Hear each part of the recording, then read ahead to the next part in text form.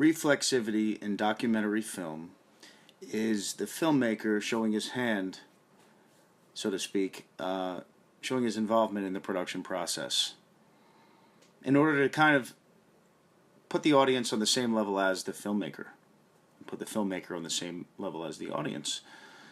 I feel like this is a very effective tactic when it comes to documentary filmmaking because it allows for the space of discovery to take place during the process.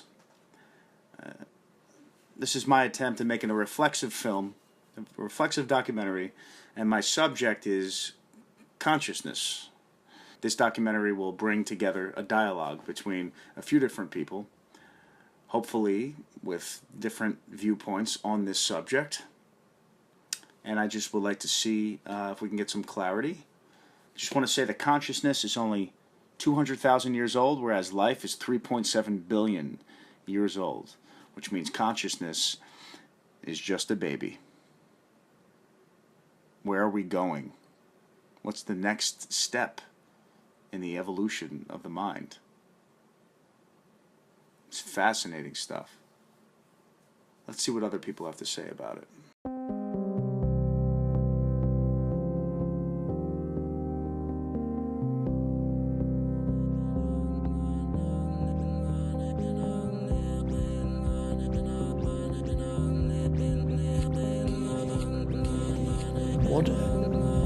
What else is there? And this is a key thing. There is something else.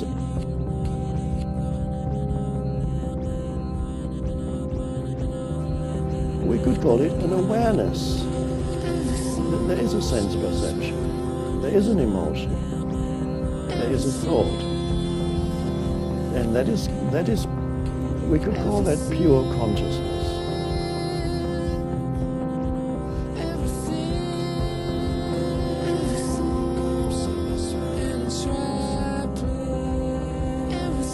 That is presence, which we could also call consciousness, which we could also call awareness.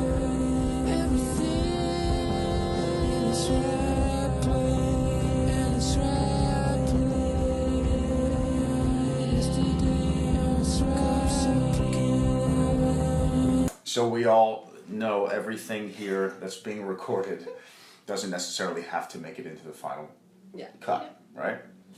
So with that said, that should enable you to be as comfortable as possible, because if there's anything that you feel you don't want in there, I will certainly not include it. And as much of a natural conversation we can make this the best for the experiment and the reflexive documentary that I'm working on here. I'm here with Molly and Sierra, and today we're going to be talking about, well, what is reflexivity? Well, how can we define We did! How do we define reflexivity?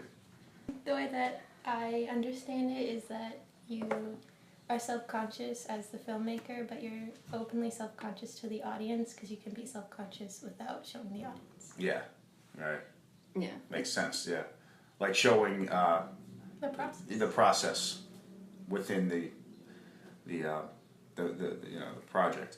So it's almost like bringing the filmmaker to the viewpoint of the audience, right? Kind of like it's more like a discovery thing. Like as you're going, you're figuring things out, right? It's kind of like you're like showing the cards, like you're showing everything that happens behind the curtain so that they understand it, and it's almost like they're getting, in a sense, it makes the audience kind of come to your level. Totally. Because now they understand exactly what you went through to make the film. Yeah. And they're like kind of going through the process with you as they're watching the film, so. Yeah, which I think is like the most effective way to make a documentary, kind of, right? Yeah.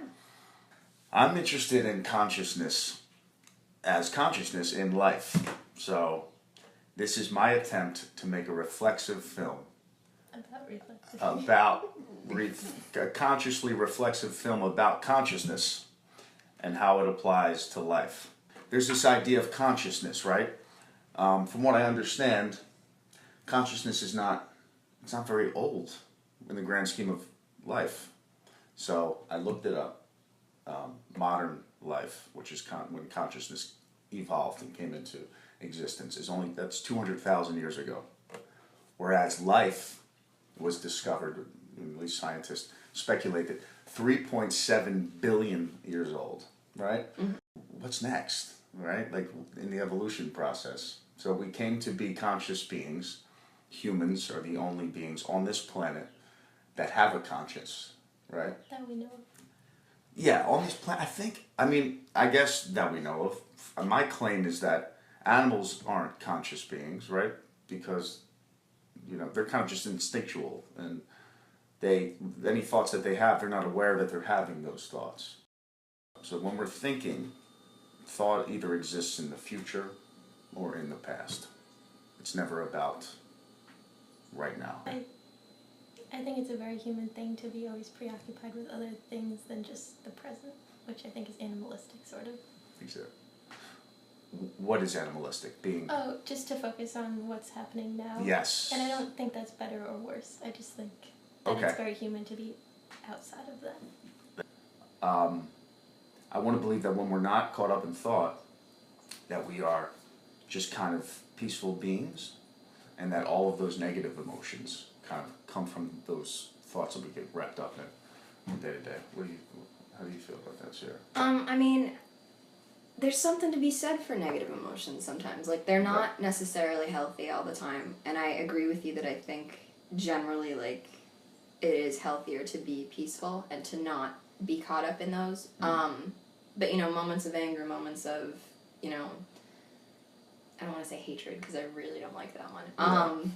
Just moments of like anger, moments of even like aggression a little bit. They're human, it's what makes you human. Yeah. And in a sense that you can, and I think, when you're thinking something through and you get angry at it, you have a very human response to it, and that's to kind of take that away. It almost seems like we would become inhuman, almost like machines, because machines don't have emotions. Or they shouldn't have emotions. Right. God, special effects fucked me up. Thanks, Colin. Unnatural men with machine minds and machine hearts. You are not machines. Every individual is going to need to be able to, experience the negative effects of ego, the positive effects of ego, and then kind of, I guess, like, figure out, like, which one is good. Figure out why one is negative, figure out why one is positive, and then... sort it out. Yeah. This guy, Tolle, he believes that consciousness is directly connected to this energy that I just spoke of that kind of exists in the universe. And from what he says is the consciousness that exists in the universe comes to Earth or perhaps other planets that have the necessary resources for life to exist. And that's how the universal life energy experiences itself through life. And that's what we are. And we're all from the same source, plants, animals, humans. What makes us the superior of the three is that we have the consciousness in order to tap back into that energy, because we can know it by getting ourselves out of the mind, out of the ego, bringing ourselves to the body. That's what we're all searching for, is answers to the unknown, right? That's true, yeah. If you're a modernist. If you're a modernist, yes. Or you could be, what's the other option? Postmodern. Postmodern. But they don't care about the answers. What, are they atheists, would you say? It's almost like they live in the moment. They don't, even if they are atheists, like, I don't think they really give it much thought, because it's like they don't care about that. They're like, what's the point of even caring about that? That's right, yeah. Real quick on the law of attraction. You guys know about that? The law of attraction? Like Newton's law? Reaction as an equal. Yeah, right. So the idea of thoughts creating emotions. So there's a thought, then emotion sets in, and then you can speak your thought. That's creative. So supposedly a thought's creative on a mild level. When you speak your thought, it's creative even more, maybe like intermediate. And then when you act on the thoughts, 100% creative. So with that said, the cycle of thoughts and emotions and speaking and acting, is it possible that gives us this magnetic kind of power that brings on things that pertain to those thoughts and actions? Sometimes I'll pull into a packed parking lot where anybody would think, I'm never going to get a space. For some reason, for me, I feel like I'm going to get a space. I don't know. I'm always so confident in my You're the chosen getting one. a parking space. I am the chosen parking guy. But sure enough, and this hasn't just happened once, I'll feel that, pull into a packed parking lot, and absolutely, right up front, the guy pulls out and I pull in.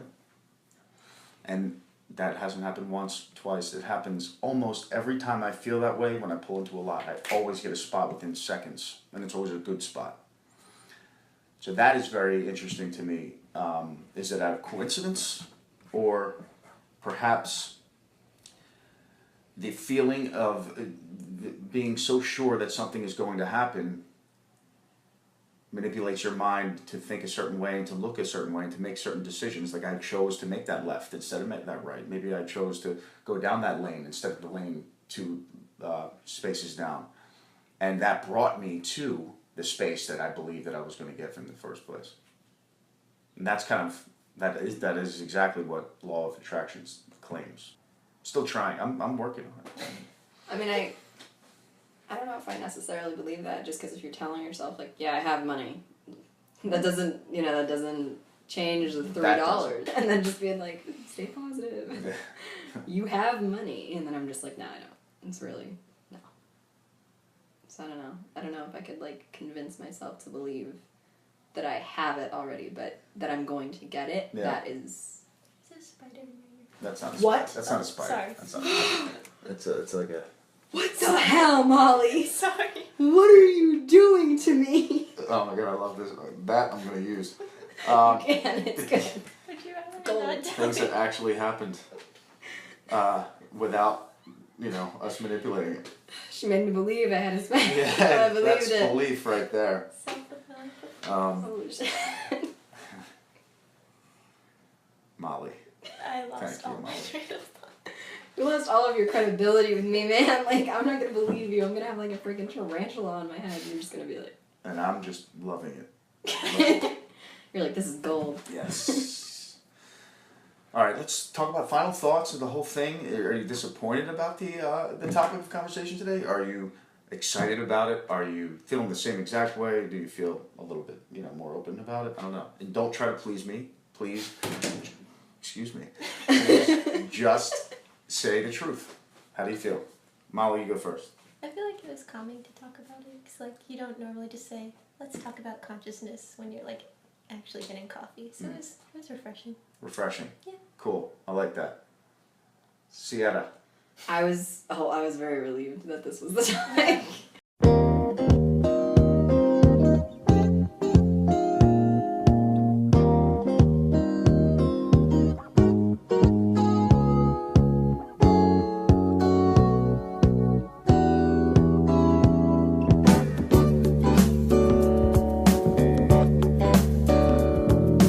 Friday night, it was late, I was walking you home. We got down to the gate and I was dreaming of the night.